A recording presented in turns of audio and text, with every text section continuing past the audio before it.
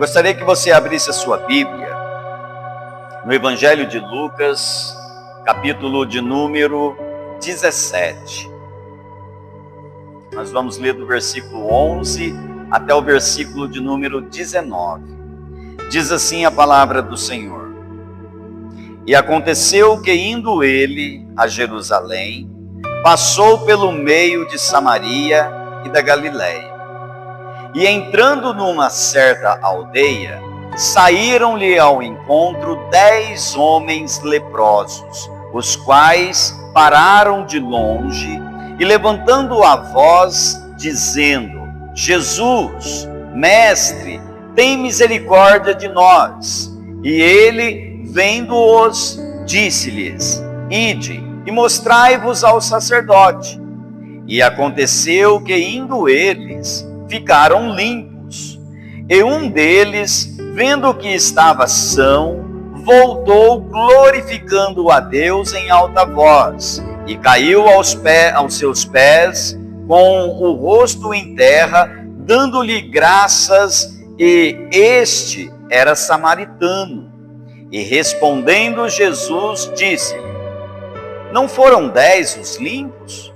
E onde estão os 9?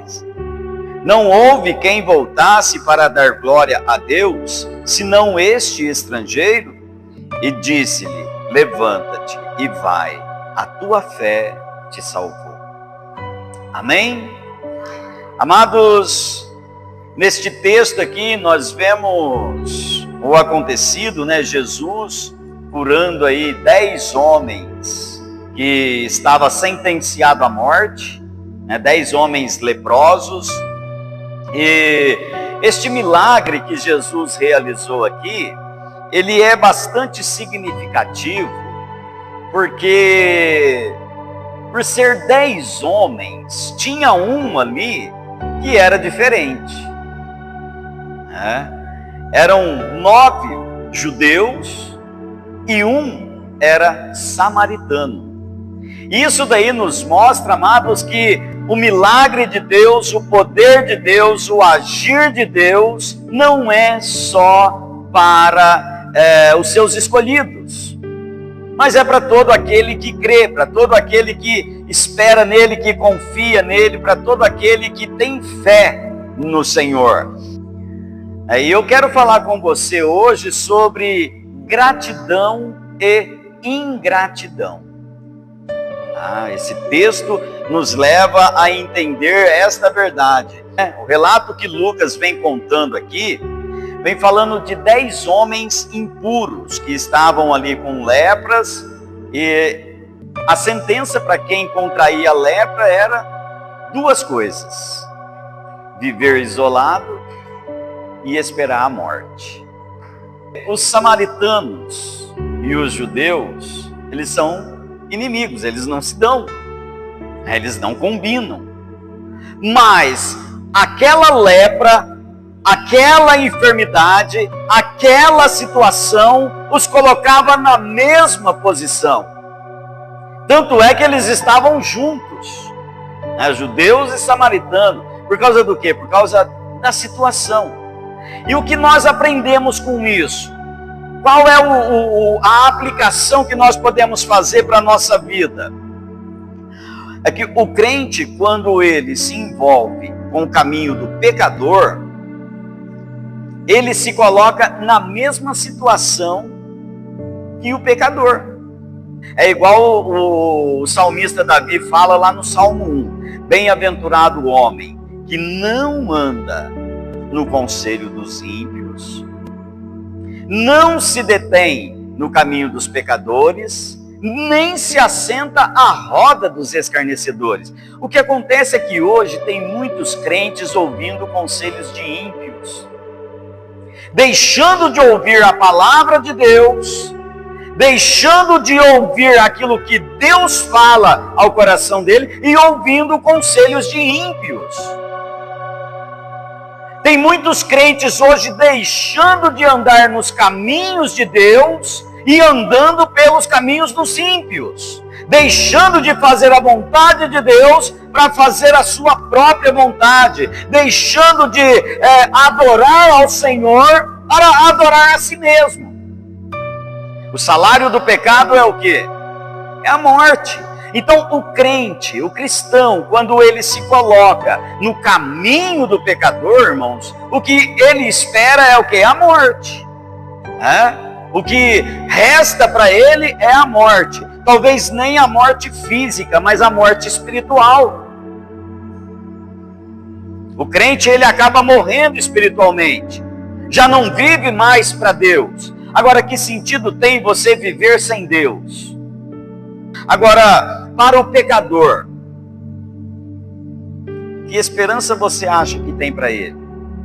Então, o pecador, ele não tem esperança nenhuma, como era aqui o caso desses 10 homens.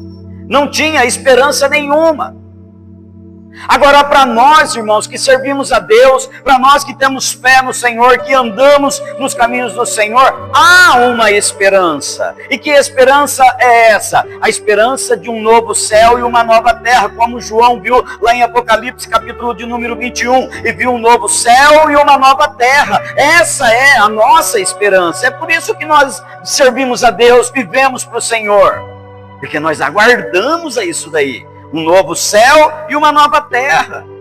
Uma vida onde não haverá choro, não haverá dor, não haverá ranger de dente. Uma vida onde Deus enxugará dos nossos olhos todas as lágrimas. Essa é a nossa esperança. Hoje tem muitos crentes assim. Ao invés dele dar esperança para o pecador, ele acaba se perdendo, com o pecador. A presença de Jesus ali, naquele momento, trouxe esperança ao coração daqueles 10 leprosos. A ponto deles gritarem: Jesus, mestre, tem misericórdia de nós. Eles sabiam isso daí, que em Jesus estava o controle da morte. Eles sabiam que em Jesus estava o controle sobre a enfermidade. E eles sabiam também que a fé deles poderiam ajudá-los a alcançar o milagre que eles esperavam. Eu não sei qual é a situação que você está vivendo neste momento, mas em Jesus está o controle dessa situação. E muitas vezes nós entramos em situações complicadas na nossa vida porque nos envolvemos com pessoas erradas, entramos em caminhos errados. E nós que fazemos a escolha. E aí arcamos com as consequências, com as dificuldades, com os problemas que surgem. Porque são consequências de escolhas que nós fazemos. Aquele que é ingrato tem as mesmas características daquela pessoa que é grata. Quantos leprosos tinha aqui? 10. Quantos leprosos eram gratos a Deus aqui? Só um. Os outros 9 tinham a mesma característica deste um. Tinha fé para ser curado, acreditavam em Jesus, clamaram em alta voz, tinham o mesmo problema, a mesma situação,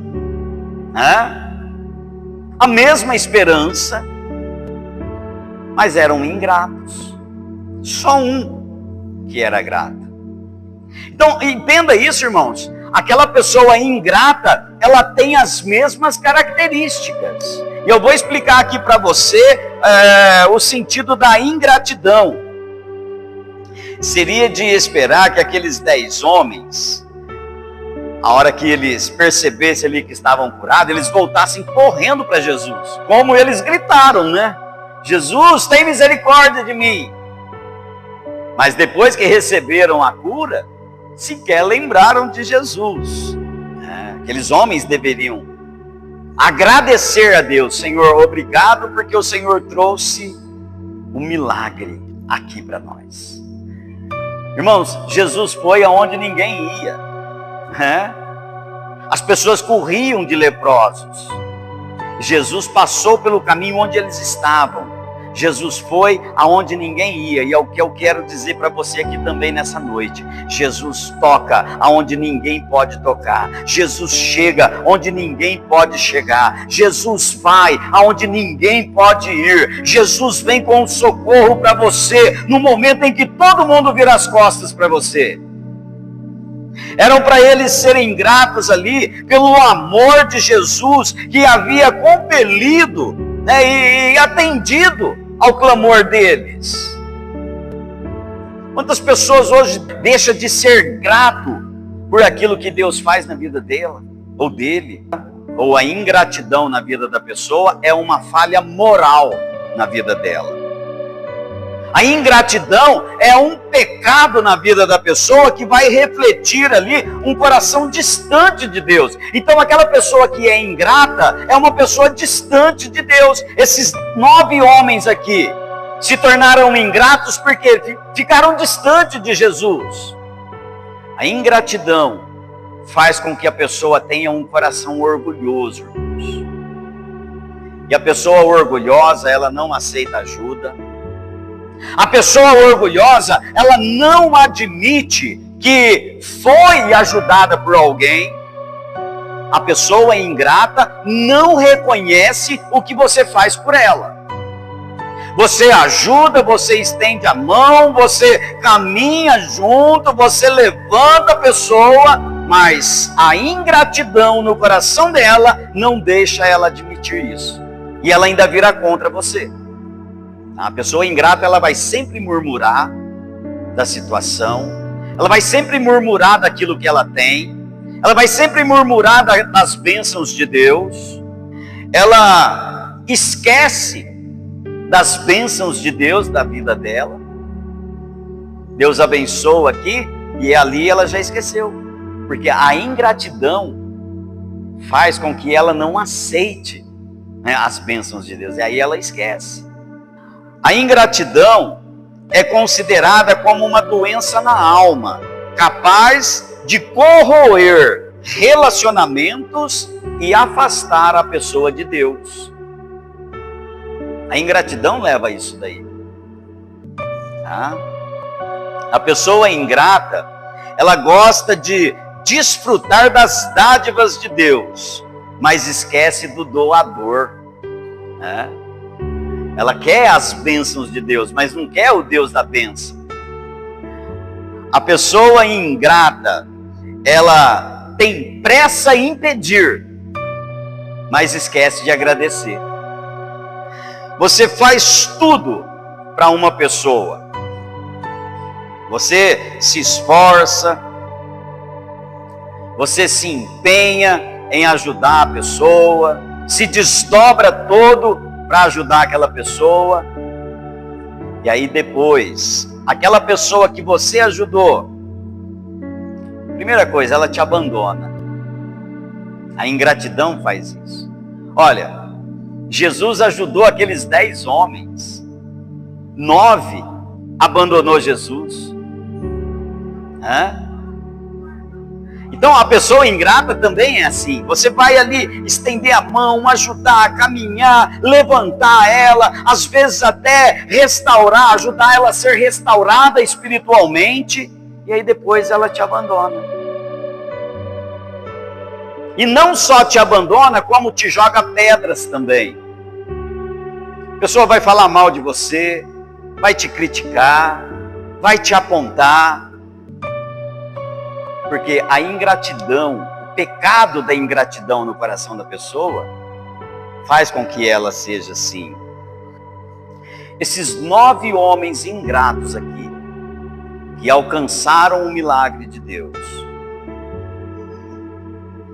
que alcançaram a cura, alcançaram a vida, né, que eles estavam sentenciados à morte, mas encontraram Jesus e Jesus deu a eles vida. Esses 9 homens, por eles serem judeus, eu quero dizer aqui para você que talvez no dia do julgamento de Jesus, alguns desses 9 homens aqui estavam lá no julgamento de Jesus gritando Barrabás. É o ser humano. É a atitude da ingratidão. É condenar aquele que o ajuda. Às vezes você caminhou junto, você deu apoio, você estendeu a mão. E aí a pessoa vai te apedrejar, vai te condenar, vai falar de você. Muitas pessoas, por serem ingratas,